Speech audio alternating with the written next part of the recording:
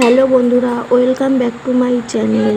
আজ সন্ধ্যের টিফিন হলো আলু কাবলি। তোমরা বন্ধুরা, এই আলু কাবলির মধ্যে আমাদের একটা সিক্রেট মশলা দেওয়া আছে।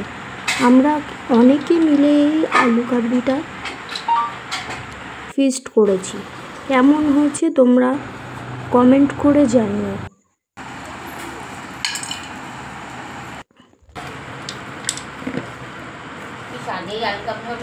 ভিডিওটা আপলোড করতে অনেকটাই লেট হয়ে গেছে, তার জন্য সরি।